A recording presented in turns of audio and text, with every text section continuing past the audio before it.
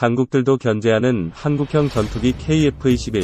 KF-21 전투기의 첨단 기술력을 FA-50에 투입.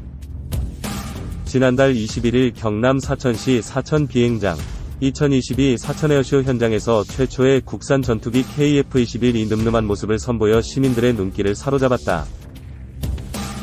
최근 폴란드의 FA-50 경공격기 48대를 수출해 30억 달러의 실적을 기록했다. 향후 한국형 전투기 KF-21 양산과 국내 최초 경전투기 FA-50 수출이 확대되면 전문인력 수요가 급증할 것으로 예상된다. 수출 효자 노릇을 톡톡히 하는 국산 전투기 개발 분야에서 대학 지도교수와 제자가 나란히 같은 길을 걸어 눈길을 끄는 사례가 있다.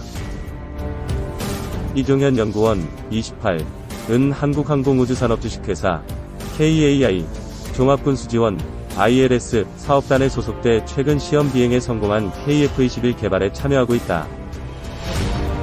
이 연구원은 항공 분야에 발을 내딛기 위해 처음 선택한 4년제 대학 항공정보통신과를 자퇴하고 2017년 한국폴리텍대학 항공캠퍼스 항공전기전자정비과에 입학했다.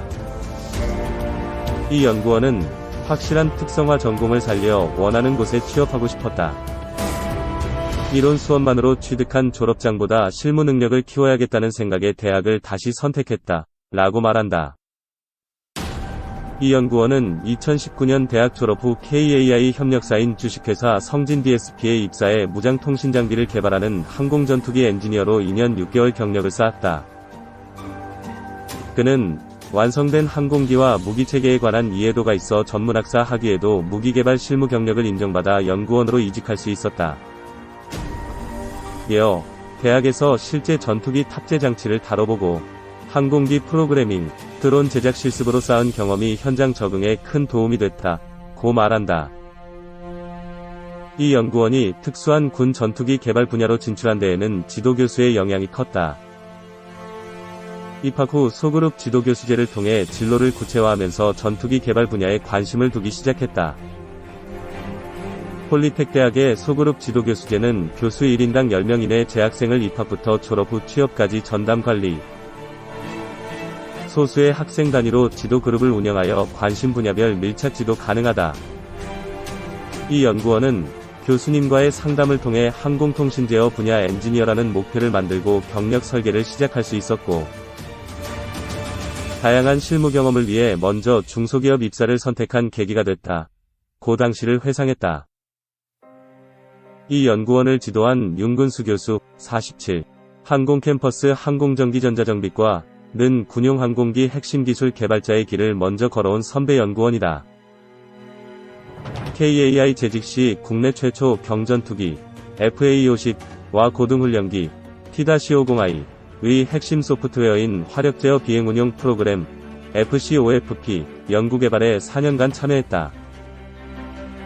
윤 교수는 미국에 전적으로 의존하던 항공전자 소프트웨어 영역을 국내 기술로 대체하면서 차세대 한국형 전투기 개발의 포문을 열었다. 고 설명한다. 윤 교수는 첨단 항공기의 정보통신 기술 ICT 적용 비율이 높아지면서 항공전자 기술은 항공기 성능을 결정할 만큼 중요한 분야 라며 특히 KF-21과 같이 무기체계를 국산화하는 연구개발 사업은 군 작전 요구 성능에 부합하는 높은 기술력을 요구해 종합적인 이해가 필수적이라고 부연해 설명했다. 실제 이종현 연구원은 윤 교수와 드론을 응용해 암밴드로 동작 제어하는 스마트보드를 제작해 졸업 프로젝트 작품 경진대회에서 은상을 수상했다. 이 연구원은 군용항공기 개발 경험이 풍부한 수업을 들은 결과물이라면서 종합적 무기체계 개발에 대한 기본 역량을 기르는 계기가 됐다. 라고 설명한다. 현재 윤 교수는 KF-21 항공전자 비행훈련장비 임무지원체계 분야 기술검토위원으로 활동하고 있어 제자인 이종현 연구원이 속한 한국항공우주산업과 기술교류도 빈번하다.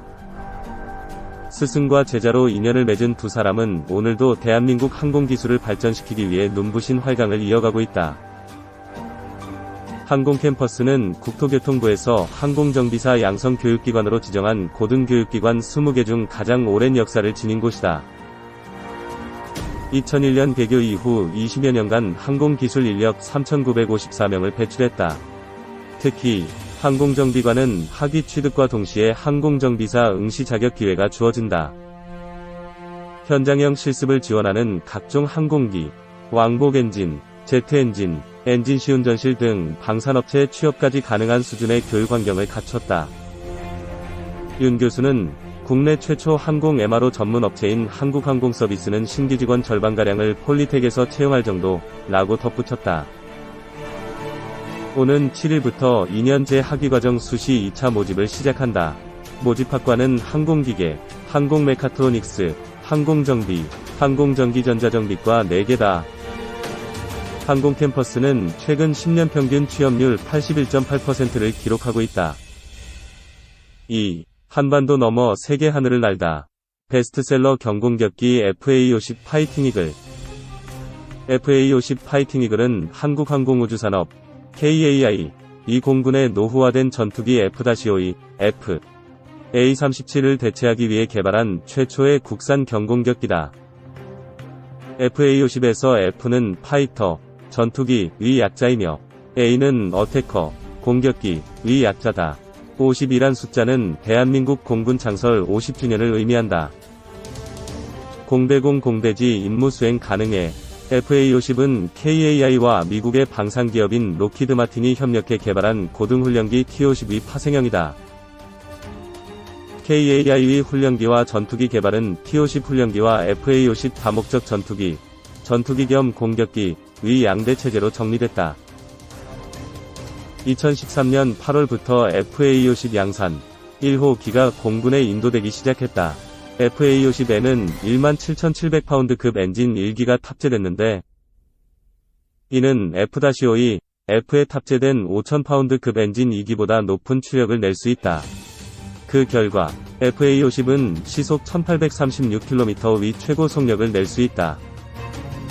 FA-50은 성능면에서 노후화된 한국 공군의 F-52, F를 대체하는 데 부족함이 없다는 평가를 받고 있다.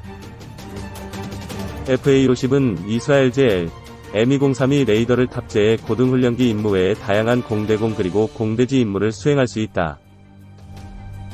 FA-50의 최대 무장 능력은 F-52, F의 3.2T를 능가하는 4.8T로 대략 50%의 무장을 더 탑재할 수 있다. AIM-9 공대공 미사일로 적의 항공기를 상대하는 제한적 공대공 임무를 수행할 수 있는 동시에 AGM-65 공대지 미사일과 JDAM, 합동정밀직격폭탄, MK-20, CBU-58 확산탄 등의 공대지 무기를 탑재해 적의 지상 목표를 타격하는 공대지 임무의 수행도 가능하다. FA-50은 아직 AIM-120과 같은 중거리 공대공 미사일을 탑재할 수는 없다.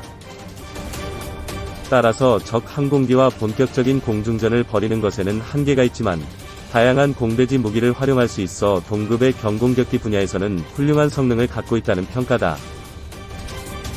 동급 최강 성능, 50대가 해외 창공을 날아. FA-50은 3.5세대 로급 동급 기종 중에서는 사실상 경쟁자가 없다. 중국 청도항공이 J7 시리즈, 미그-21이 중국 복제형을 구입한 국가들의 후속기 시장을 노리고 개발한 수출 전용 FC-1이라는 경공격기를 보유하고 있지만, FA-50N은 족탈불급이다. 또한 FA-50은 경공격기인 M-346FA와 비교해 성능이 우세한 것으로 알려졌다.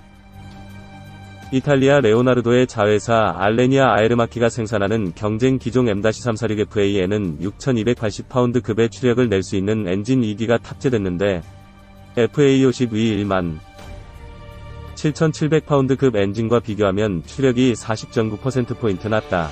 엔진 추력이 낮다는 것은 그만큼 항공기의 최고 속력이나 무장 능력이 떨어진다는 것을 뜻한다. M-346FA의 최고 속력은 시속 1065km로 FA-50과 비교해 42.0%포인트 낮은 수준이다. M-346FA의 최대 무장 능력이 공식적으로 공개된 바는 없기 때문에 FA-50과 정확히 비교하기는 어렵지만, 탑재된 엔진 추력이 높지 않아 M-346FA의 최대 무장 능력은 FA-50보다 떨어질 것이라 추정할 수 있다.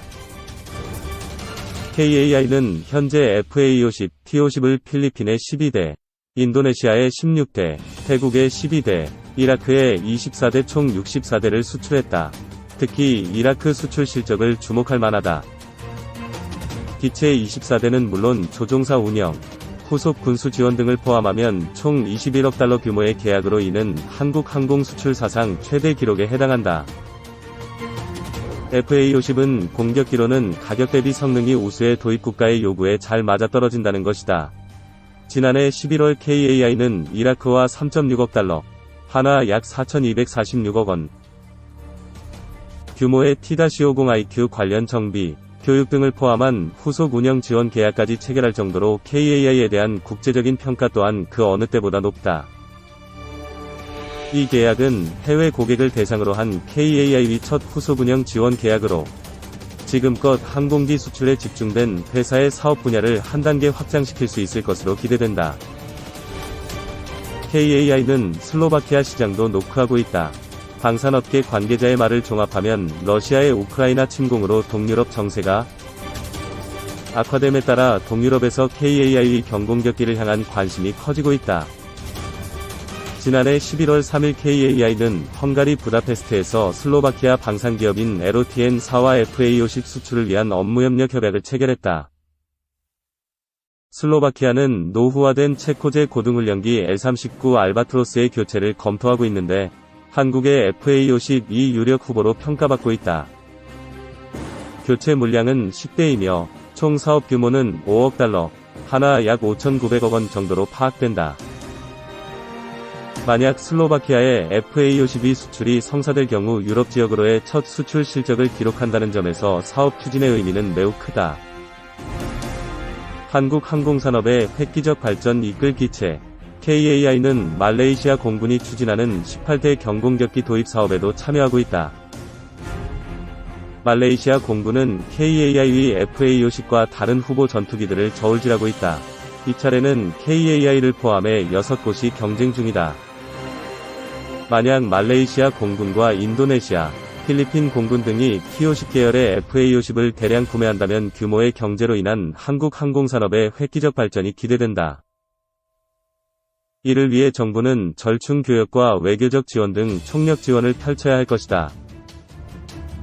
한편 KAI는 해외 고객들의 요구도를 충족시키기 위해 FA-52 항속거리 및 무장 강화를 위한 성능 개량도 진행하고 있다. 공대지 정밀 타격 능력은 성능 개량을 완료했고 임무 확장을 위한 외부 연료 탱크 확대 및 공중급유 시스템을 개발 중이며 공대공 무장 성능 개량도 진행할 계획이다.